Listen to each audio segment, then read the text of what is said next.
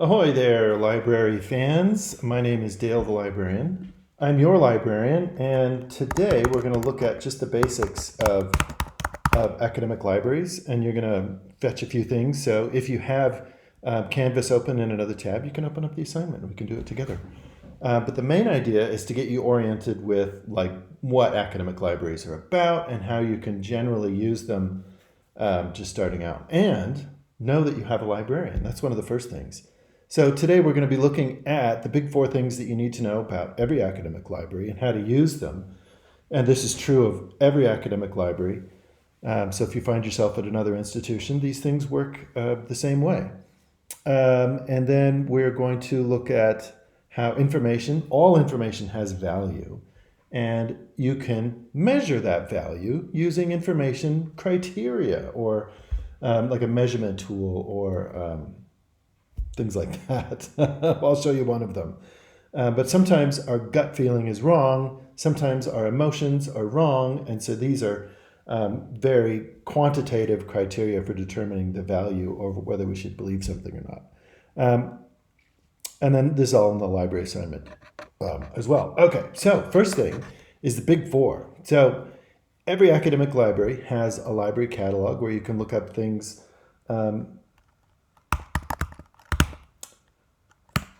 You can look up throw in anything in there from ancient, I think it's Ugarit on the Syrian coast to Taylor Swift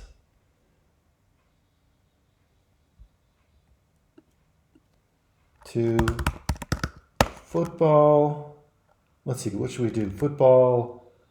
Oh, how about paid NCAA football? What am I thinking of? Like the NCAA rules now are that you can make money as a football player. So anything under the sun. This is kind of like what's called a union catalog, where it pulls all of the disciplines together, and you can find things like articles, you can find things like books, so if you have required readings, you can find unpublished primary sources like old photographs and things like that. You can search for anything, and it works kind of like Google, where you can throw in words. Let's politics, and the more words that you throw in, the narrower your search results will be, because everything has to have that you're looking for has to have each one of those words in there. And we're going to go into ways of how to split those up and work on different things like that. You can also type in your major.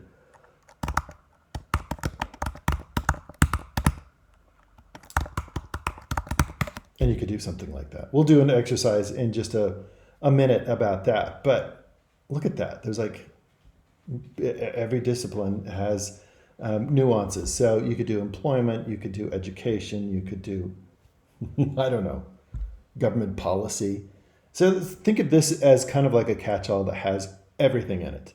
The library catalog is designed so you can survive your education experience. At the bare minimum, this is one of the best tools you can use. So one of the things that we were going to do is we have big four. So library catalog, that's a great place to start any research that you're working on, because it's so big and it's so diverse. Another thing that every academic library has is databases. Oftentimes you'll have instructors say, oh, you should use this database or that database.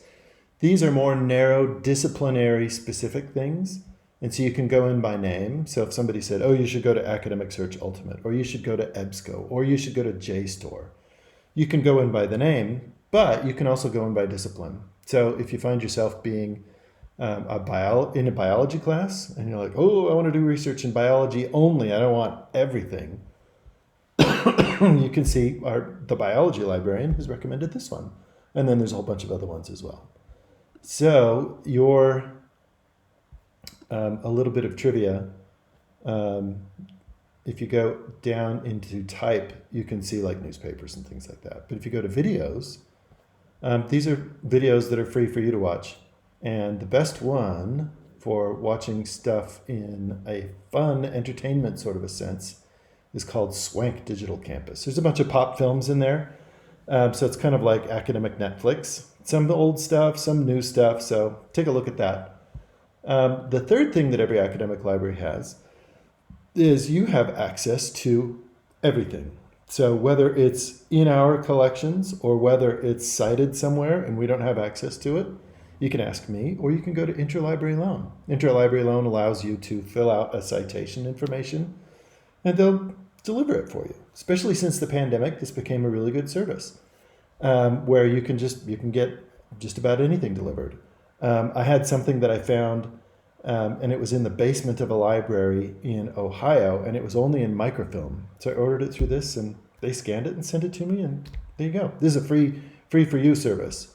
The library would sometimes pay for stuff like that.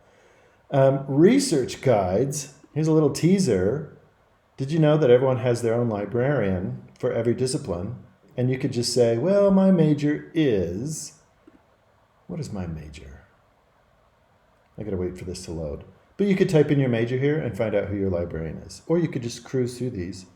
Art and art history, Asian studies, astronomy, biomedical ethics. There's a librarian for every discipline on campus.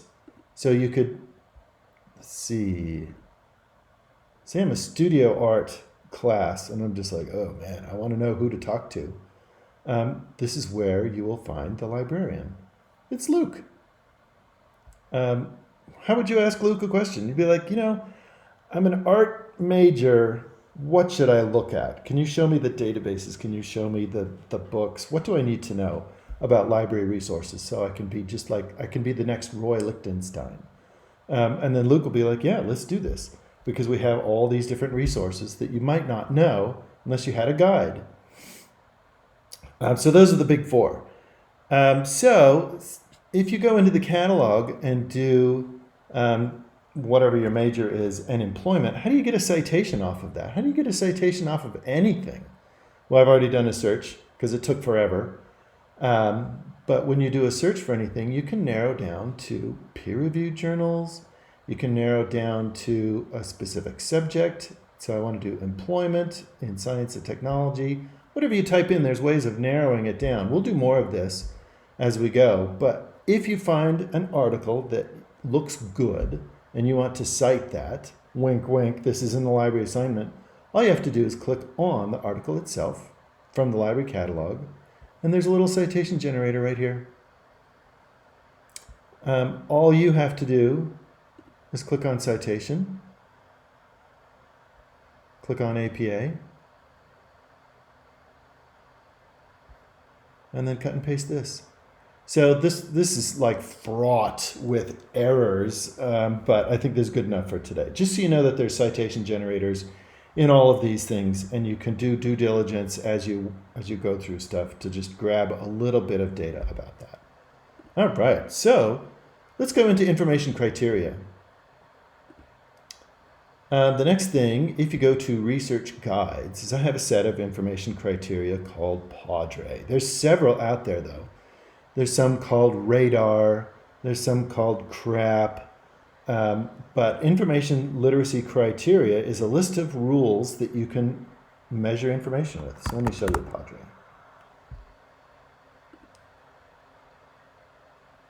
Essentially, it's objective information or objective criteria when you're interested in determining whether something is valuable or not.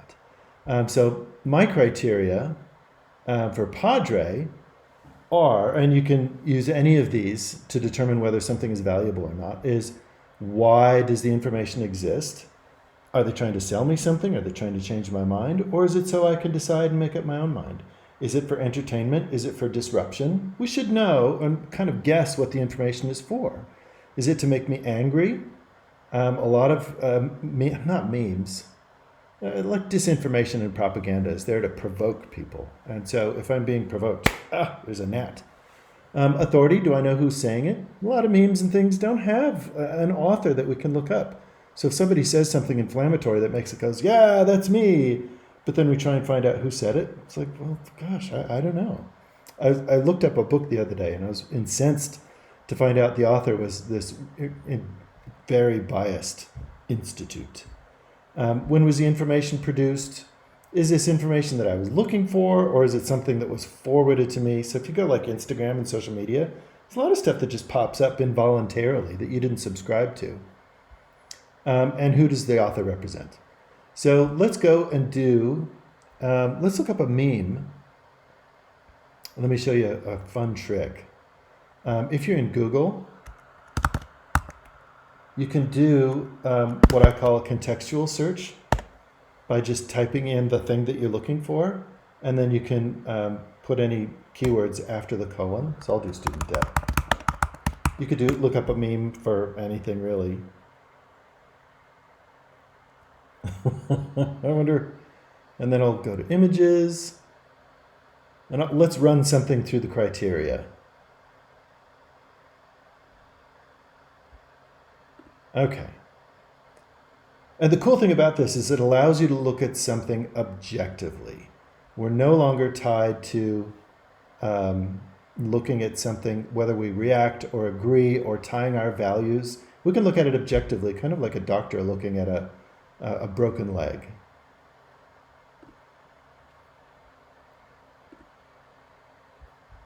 Okay. So this could be like a conversation, could be something that you see on TV, could be like a political cartoon. So let's see, the purpose.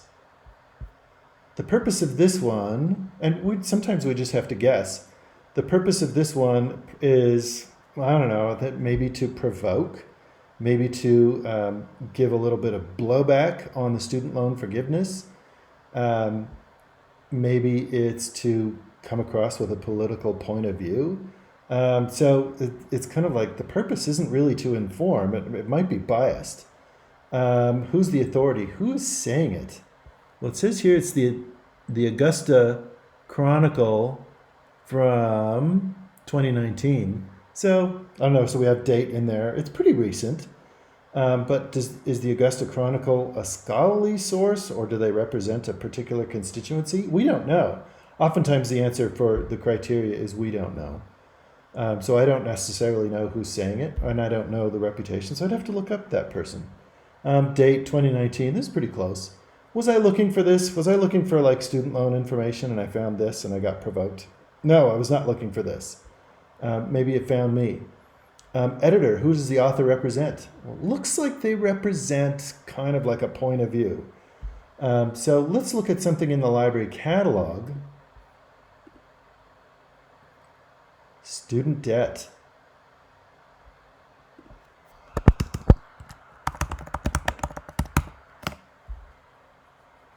So if we look up something in the catalog, let me show you any topic that you're looking for. If you want it to be scholarly, scholarly means it doesn't take positions, it's not biased, they're not allowed to be. They're trying to remove as much bias as they possibly can. So let me show you a fun trick that you can use. If you search for anything, there's millions of things in here. If you click on articles, you can narrow down to peer-reviewed scholarly articles, which means that if I was looking at like political science, or if I was looking in economics, it's people are putting up a paper that is objective and evidence-based as possible, and then other people, PhDs, are looking at that, to see if it's as unbiased as possible, because we want it just to be evidence-based and objective. So it shows all the evidence, and then you get to decide for yourself. So here's our checkbox right here, peer-reviewed journals. So full text online, that might be newspapers, might be that Augusta journal. But you can click on this peer-reviewed box. I should have opened something ahead of time. Our catalog is sometimes slow because it's looking at things from a variety of different sources. So I apologize for the slowness.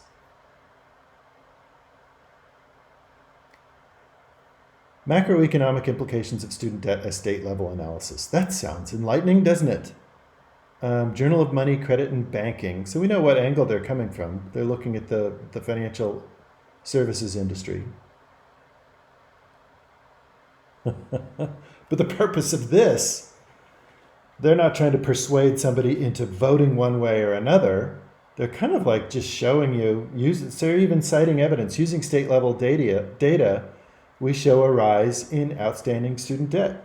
So the purpose of this isn't to persuade us. It's just to say, well, student debt is increasing at the state level. So we know that this information exists because they're just trying to show data for people to use to make up their minds. The authority, do we know who's saying it? Yes. It's these authors right here, and we can look them up. Also, if you go to the full text online, oftentimes it'll tell you where they're coming from. What university do they work at?